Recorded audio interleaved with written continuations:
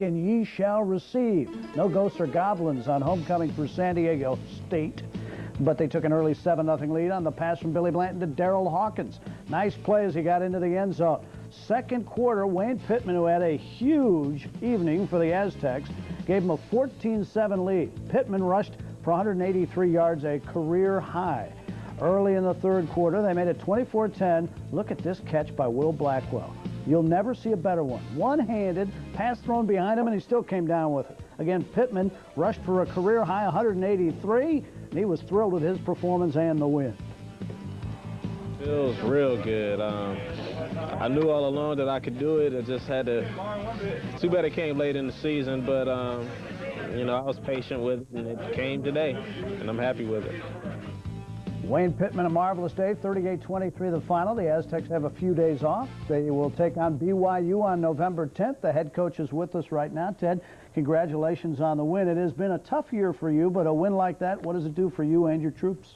Well, it's great when you're off and have a bye like this, because we're getting into some recruiting, but you feel good about it. Our players feel good about themselves, and we'll give them off Monday and work just 3 days next week, and then get ready for BYU on Thursday night TV. Coach, what have you found out about this team over the past 6 or 7 weeks?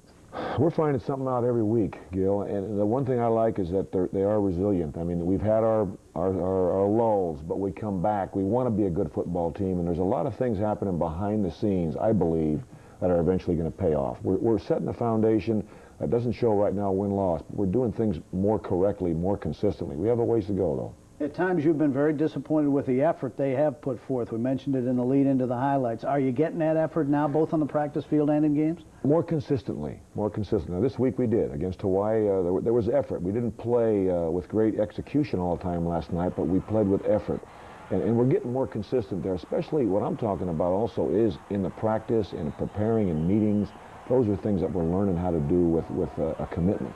Now, see, I think that can be attributed to the fact that you have a great staff underneath you, and these guys seem to be teachers as opposed to screamers and yellers.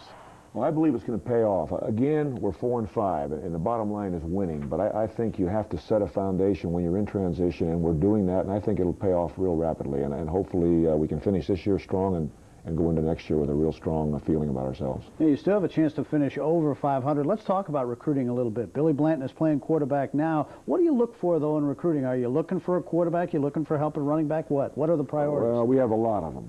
And out of the community colleges, we're looking for a quarterback and also a high school quarterback. We need to have 4 here on scholarship and let them compete. Now, Billy is getting better each time he's out.